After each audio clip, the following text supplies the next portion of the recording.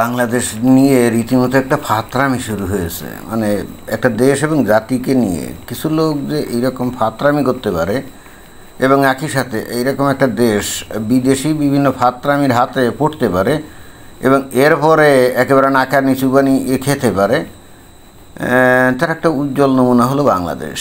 এবং বর্তমানে অবশ্যই কিছু ফাউল লোকজনের পাল্লায় এই বাংলাদেশটা পড়ে গেছে এবং তারা যেমন ইচ্ছা খুশি বাংলাদেশকে লুটে পুটে নিচ্ছে। এবং ওই যে একটা প্রবাদ বাক্য আছে না, হিন্দুদের বলে না, এলোমেলো করে দেওয়া লুটে পুটে খাই। তো বাংলাদেশ অনেকটা সেরকম একটা পরিস্থিতিতে পড়ে গেছে। তো কেন কথাগুলো বললাম, যে এখানে এই যে এই পররাষ্ট্র এই উপদেষ্টা তৌহিদ হোসেন উনি একটা বক্তব্য দিয়েছেন একটা ঘটনার প্রেক্ষিতে। অবশ্যই আমি আগে জানতাম না, কিন্তু তারপরও যখন বলল তখন আমি নিশ্চিত হলাম আর কি। তো উনি কী বলছেন? উনি বলছেন যে একজন উপদেষ্টা ভারতের সঙ্গে চুক্তি বাতিলের যেসব বিষয় প্রচার করেছেন সেগুলোর অনেক কিছু বাস্তবে নেই। উনি এটা না করলেও পারতেন। আচ্ছা, তার মানে ওই গত 2 দিন ধরে দেখলাম যে বাংলাদেশের সাথে ভারতের কতগুলো চুক্তি আছে, তার মধ্যে সম্ভবত 10টা চুক্তি বাতিল করেছে বলে এই ধরনের একটা খবর প্রচারিত হয়েছিল। যদিও সরকারি পর্যায়ে কিন্তু এই ধরনের কোনো ডিক্লারেশন দেয় নাই, কিন্তু একজন উপদেষ্টা, কি জানি নামটা ভুলে গেছি, তো সে এই বলছে যে এরকম বাংলাদেশ সরকার 10টা চুক্তি বাতিল করেছে। তো এইটা তো সরকার যদি সত্যিই বাতিল করে থাকে, এই ধরনের যদি চুক্তির আদৌ কোনো অস্তিত্ব থাকে এবং সেগুলো যদি বাতিল করেই, তাহলে এটা তো সরকার একটা প্রজ্ঞাপন জারি করবে, তাই না? একটা খবর জারি করবে না যে আমরা এই চুক্তিগুলো বাতিল করে দিলাম। আমরা কিন্তু সেইটা কোনো দেখি নেই। একজন উপদেষ্টা বলছে, তো এখন সে কি কোনো উদ্দেশ্য নিয়ে বলছে নাকি কোনো রাজনৈতিক উদ্দেশ্য হাসিলের জন্য বলছে, কে জানে। তো ওই চুক্তি যে 10টা আমি বিভিন্ন জায়গায় পড়েছি, তো তার মধ্যে অনেকগুলো চুক্তির বিষয় আছে। আমি কিন্তু যতটা জানতাম, আমার এরকম একটা ধারণা ছিল ওই ধরনের চুক্তি একটাও হয় নাই। ওই ধরনের চুক্তির বিষয়ে আলাপ আলোচনার মধ্যে ছিল যে হয়তো ভবিষ্যতে এই চুক্তিগুলো হবে, বাট চুক্তি হওয়ার আগেই শেখ হাসিনা সরকার পড়ে গেছে। এবং একই সঙ্গে এটা খুব ইন্টারেস্টিং ব্যাপার, সেটা হলো এই যে যেহেতু বাংলাদেশে ভারত বিরোধিতা হলো রাজনীতির মূল মন্ত্র, মানে মূল তথ্য। বাংলাদেশে যতগুলো রাজনৈতিক দল আছে আপনারা দেখবেন যে এদের আদৌ কোনো রাজনৈতিক আদর্শ বলে কোনো কিছুই নেই। একমাত্র আদর্শ আছে আমার কাছে যেটা মনে হয় সেটা হলো জামাত ইসলামের। তারা বলে যে আমরা ইসলামী রাজনীতি করি, আমরা বাংলাদেশে ইসলামী শাসন মানে শরিয়া শাসন কায়েম করব। কারণ ইসলাম তো একটা রাজনৈতিক মতবাদ, অর্থাৎ ইসলামের দাবি হলো যদি কোনো জায়গায় সিংহভাগ জনগণ যদি মুসলমান থাকে, তাহলে সেখানে ইসলামী শাসন চালু করতে হবে। কারণ তারা বিশ্বাস করে ইসলাম আসছে কোথা থেকে? আল্লাহর কাছ থেকে, from almighty creator God, and that's why this sharia law is 100% perfect. তাই আমার কাছে এই একমাত্র জামাত ইসলাম ছাড়া বাকি যত রাজনৈতিক দল আছে, যে বিএনপি বলেন, জাতীয় পার্টি বলেন, আওয়ামী লীগ বলেন, যারা নাকি 15-16 বছর ধরে ক্ষমতায় ছিল, ভাই এদের রাজনৈতিক আদর্শ কী? এদের রাজনৈতিক আদর্শটা কি? যাই কিছু হয়তো কাগজে লেখা আছে, কিন্তু বাস্তবে তারা একটা অনুসরণ করে না। এদের রাজনৈতিক আদর্শ দেখবেন যে যদি আপনি ম্যানিফেস্টো পড়েন বা এদের যদি কনস্টিটিউশন পড়েন, সেখানে নিশ্চয়ই লেখা আছে গণতন্ত্র, তারপরে বাক স্বাধীনতা, তারপরে যে যার ভোট দিবে, এবং এখানে ওই জাতি, ধর্ম, বর্ণ, লিঙ্গ নির্বিশেষে সবার সমান অধিকার, এগুলো কাগজে লেখা আছে, তাই না? কিন্তু এর একটা রাজনৈতিক দলও কিন্তু সেটা বিশ্বাস করে না এবং সেটার চর্চাও করে না, এবং এগুলো কাগজেই লেখা আছে ওই পর্যন্ত। এবং ইন্টারেস্টিং ব্যাপার হচ্ছে, এরা যখন বক্তব্য বিবৃতি দেয়, দেখবেন যে এদের কথাবার্তার মধ্যে গণতান্ত্রিক কোনো মূল্যবোধের ভাবধারা কোনো কিছুই নেই। এই রাজনৈতিক দলগুলোর একমাত্র আদর্শ হলো ভারত বিরোধিতা করা। এই যে অনেকে মনে করে যে আওয়ামী লীগ তো ভারতের আশীর্বাদ পুষ্ট হয়ে দীর্ঘদিন ক্ষমতায় ছিল। আরে ভাই, এই খোদ আওয়ামী লীগের শেখ হাসিনা হয়তো সরকারিভাবে হয়তো কিছু বলতো না, বাট এই আওয়ামী লীগের সিংহভাগ সমর্থক তারাও ভারতকে ঘৃণা করে এবং তারাও কিন্তু ভারতের বিরুদ্ধে বিষোদ্গার করে। এটাই বাস্তবতা। অর্থাৎ বাংলাদেশের রাজনৈতিক দলের একমাত্র আদর্শ এবং পুঁজি হলো ভারত বিরোধিতা, এছাড়া কিন্তু আর কিছু নেই। যে যত বেশি ভারত বিরোধী কথাবার্তা বলতে পারবে বাংলাদেশে, সে কিন্তু তত জনপ্রিয় হতে পারবে। আবার অ্যাট দ্য সেম টাইম এই রাজনৈতিক দলগুলো কিন্তু এই বাস্তবতাবোধ দেখা যায়, যতই ভারত বিরোধিতা করুক, ক্ষমতায় যখন যায় কোনোভাবে যদি যায়, ধরেন এদিক ওদিক করে ক্ষমতায় চলেই গেল, যেমন বিএনপির কথা আমি যদি ধরি, ক্ষমতায় যাওয়া মাত্রই কিন্তু সাথে সাথে এই ভারতের সাথে কীভাবে ভিতরে ভিতরে বন্ধুত্বপূর্ণ সম্পর্ক করতে হবে, কীভাবে তাদের নেতাদের কাছে গিয়ে কদমবুঝি করতে হবে এবং বলতে হবে যে আমরা বস, আপনারা যা বলেন আমরা তো সেটাই আছি, এটা আবার খুবই পারঙ্গম।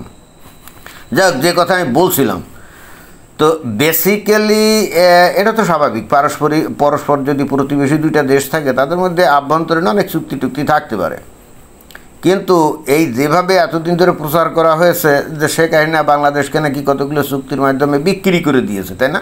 বাংলাদেশকে বিক্রি করে দিয়েছে।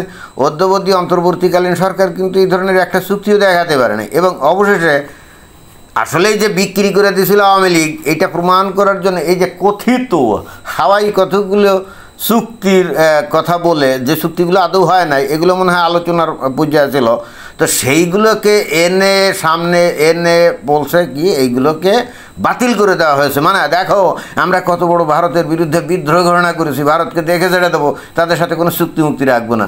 তো এখন এদের এই বেলুন একেবারে ঠুস করে ফাটিয়ে দিয়েছে কে? এই যে তৌহিদ হোসেন, পররাষ্ট্র উপদেষ্টা, তাই না? উনি বলছেন, আরে যে চুক্তির কোনো অস্তিত্বই নাই সেটা তুমি বাতিল করো কী করে, ফাত্রামি করো। মানে কি অদ্ভুত ব্যাপার, তাই না? এবং এরপর এই বাংলাদেশের মানুষ তারপরেও কিন্তু দৃঢ়ভাবে এটাই বিশ্বাস করবে এই চুক্তিগুলো সবই ঠিক ছিল, এই চুক্তিগুলোর মাধ্যমে বাংলাদেশকে শেখ হাসিনা ভারতের কাছে বিক্রি করে দিয়েছিল। অথচ বাস্তবতা হচ্ছে বরং বাংলাদেশই ভারতকে অনেকটা কিনে ফেলছিল, এটাই বাস্তবতা। কিভাবে বুঝলাম? এই যে ভারত যখন তাদের বিমানবন্দর দিয়ে বা তাদের বন্দর দিয়ে বাংলাদেশের পণ্য, বিশেষ করে গার্মেন্টস পণ্য বিভিন্ন দেশে রপ্তানি হতো, হঠাৎ কথা নাই বার্তা নাই কয়েক মাস আগে ভারত এটা বন্ধ করে দিল না, তো আমরা কি এটা জানতাম না কি এই ধরনের চুক্তি টুক্তি ছিল?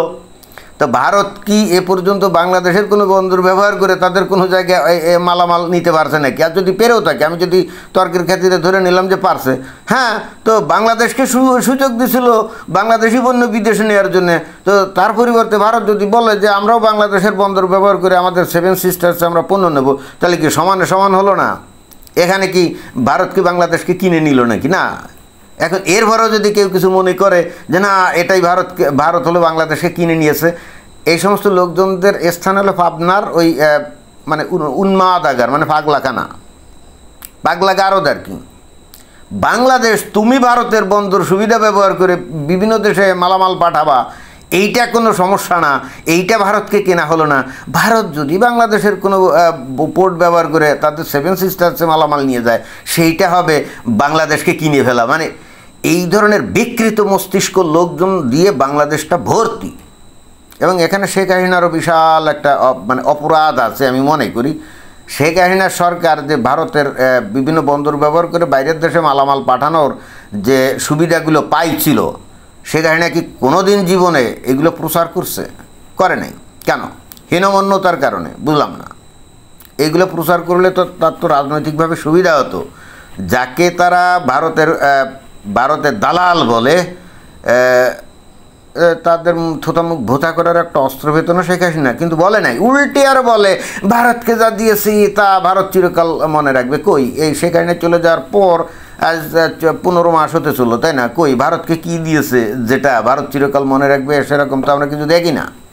তাহলে শেখ হাসিনা এই ধরনের ফাউল কথাবার্তা কী কারণে বলছিল? আমি তো আজ পর্যন্ত আমার মাথায় ঢোকে না। কী এমন দিছিল? কিছুই তো দেয় নাই। উল্টে ভারত আরও বাংলাদেশে অনেক বিলিয়ন ডলার বিনিয়োগ করছে। বিভিন্ন জায়গায় রাস্তাঘাট, ব্রিজ, কালভার্ট, রেল সেতু এগুলো কি গঠন করছে না? করছে তো, বিনিয়োগ করছে। ভারতে তো সেই ধরনের কিছুই করে নাই। উল্টে ভারত বাংলাদেশকে সুযোগ দিছিল কি তাদের পোর্ট ব্যবহার করে, এয়ারপোর্ট ব্যবহার করে মালামাল পৃথিবীর বিভিন্ন দেশে পাঠানো। ভারতের ভূমির উপর দিয়ে বাংলাদেশের মালবাহী গাড়ি নেপাল আর ভুটানে নিয়ে যেত, তাই না? তো এইগুলো তো দিছিল নাকি? দেয় নাই। তো বাংলাদেশকে সুযোগ দিল তাদের ভূমি ব্যবহার করে ভুটান আর নেপালে পণ্য নিয়ে যাওয়ার জন্যে ভারতের বন্দর ব্যবহার করে বিদেশে মাল পাঠানো। তো ভারত যদি বাংলাদেশের থেকে ওই একই সুযোগ সুবিধা দাবি করে যে আমরাও তোমাদের বন্দর ব্যবহার করে 7 সিস্টার্সে আমরা অল্প পয়সায় আমরা মাল পাঠাতে চাই, তা সেই সুবিধা যদি সেখানে দিয়েও থাকে, আমি জানি না দিছিল কি না, যদি দিয়েও থাকে তাহলে কি এটা তো সমানে সমান হয়েছিল নাকি? তো এটা কি বাংলাদেশকে বিক্রি করে দেওয়া হয়েছিল নাকি? বাংলাদেশের মানুষ হলো বিকৃত মস্তিষ্ক হয়ে গেছে, মানে মেন্টালি এসব হ্যান্ডিক্যাপড হয়ে গেছে, বুঝছেন? মানসিক বৈকল্যের শিকার। ধর্মীয়ভাবে এমন ধর্মোন্মাদনার মধ্যে এরা চলে গেছে যে ধর্মীয়ভাবে যারা দেখতে নারী তার চলন বাঁকা। এখন ভারতের মানুষ হলো হিন্দু, মুশরিক, ইসলামের পরিবেশে, তাই না? এখন ওদেরকে তো দেখতে নারী, এই জন্য ওদের কোনো কিছুই ভালো না, এই জন্য ওদের কোনো কিছুই ভালো না। কিন্তু বাংলাদেশের মানুষ ভুলে যায় ভারতের কোনো কিছুই ভালো না, এইরকম বলে তারা কতক্ষণ তাদের অস্তিত্ব টিকায় রাখবে? ভারতের একেবারে পেটের মধ্যে বাংলাদেশ অবস্থিত, তাই না?